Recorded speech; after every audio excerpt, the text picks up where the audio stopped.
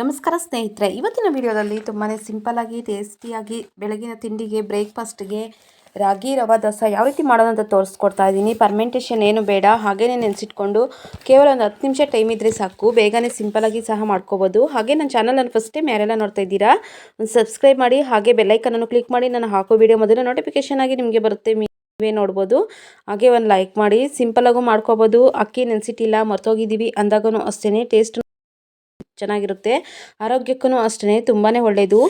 ನೋಡಿ, ಇಲ್ಲಿ ನಾನು ಒಂದು ಪಾತ್ರೆಗೆ ಆ ಕಪ್ಪಲ್ಲಿ 1.5 ಕಪ್ ಆಗುವಷ್ಟು ಚಿರೋಟಿ ರವೆಯನ್ನು ತೊಗೊಂಡಿದ್ದೀನಿ. ಬೊಂಬೈ ರವೆ, ಸಣ್ಣ ರವೆ ಬರುತ್ತಲ್ವ, ಆ ರವೆಯನ್ನು ತೊಗೊಂಡಿದ್ದೀನಿ.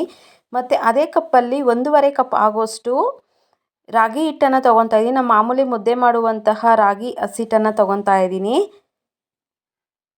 ಹಾಗೆ ರುಚಿಗೆ ತಕ್ಕಷ್ಟು ಉಪ್ಪನ್ನು ಸೇರಿಸ್ತಾ ಇದ್ದೀನಿ. ಸ್ವಲ್ಪ ನೀರನ್ನು ಸೇರಿಸ್ಕೊಂಡು ಸ್ವಲ್ಪ ನೀರನ್ನು ಸೇರಿಸ್ಕೊಂಡು ಚೆನ್ನಾಗಿ ಮಿಕ್ಸ್ ಮಾಡ್ಕೋಬೇಕಾಗುತ್ತೆ.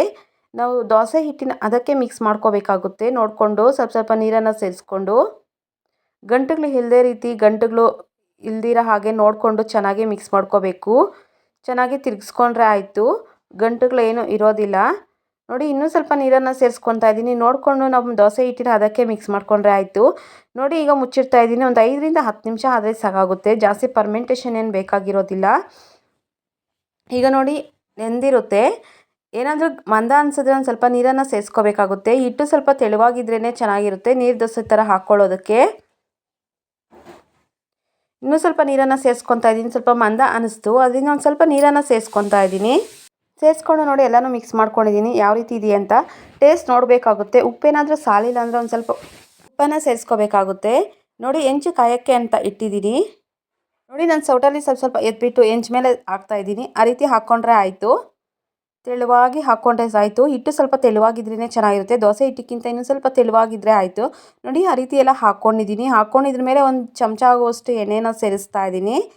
ಫುಲ್ ಎಲ್ಲ ಎಣ್ಣೆನ ಹಾಕ್ಕೊತಾ ಇದ್ದೀನಿ. ಈ ರೀತಿ ಮಾಡ್ಕೊಳ್ಳೋದ್ರಿಂದ ಆರೋಗ್ಯಕ್ಕೂ ಅಷ್ಟೇ ತುಂಬಾ ಒಳ್ಳೆಯದು, ರಾಗಿ ಹಿಟ್ಟು ಅನ್ನೋದು ತಿನ್ನೋದ್ರಿಂದ. ಈಗ ನೋಡಿ, ಇದನ್ನು ಇನ್ನೊಂದು ಸೈಡು ಸುಟ್ಕೋಬೇಕಾಗುತ್ತೆ. ಎಷ್ಟು ತೆಳುವಾಗಿ ಬೇಕೋ ಅಷ್ಟು ತೆಳುವಾಗಿ ಹಾಕ್ಕೊಂಡಿದ್ದೀನಿ. ನೋಡಿ, ಇನ್ನೊಂದು ಕಡೆ ಉಲ್ಟಾ ಮಾಡಿದ್ದೀನಿ. ಇನ್ನೊಂದು ಕಡೆನೂ ಅಷ್ಟೇ, ಅದನ್ನು ಅಷ್ಟೇ ಇನ್ನೊಂದು ಕಡೆ ಸುಟ್ಕೊಂಡ್ರೆ ಆಯಿತು. ಎಣ್ಣೆ ಬೇಕಾದರೆ ಹಾಕ್ಕೋಬೋದು. ಫಸ್ಟೇ ಹಾಕಿರ್ತೀವಿ, ಅದೇ ಸಾಕಾಗುತ್ತೆ. ಬೇಕು ಅಂದರೆ ಇನ್ನೂ ಒಂದು ಸತಿ ಹಾಕ್ಕೋಬೋದು.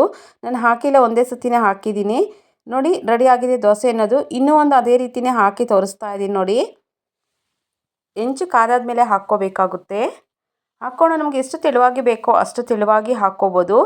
ಹಾಕ್ಕೊಂಬಿಟ್ಟು ಅದ್ರ ಮೇಲೆ ಸ್ವಲ್ಪ ಎಣ್ಣೆನ ಸೇರಿಸ್ಕೊತಾ ಇದ್ದೀನಿ. ಸೇರಿಸ್ಕೊಂಡಿದ್ದೂ ಅಷ್ಟೇ ಇನ್ನೂ ಒಂದು ಕಡೆ ಉಲ್ಟಾ ಮಾಡಿಬಿಟ್ಟು ಆ ಕಡೆಯೂ ಅಷ್ಟೇ ಸುಟ್ಕೊಂಡ್ರೆ ಆಯಿತು.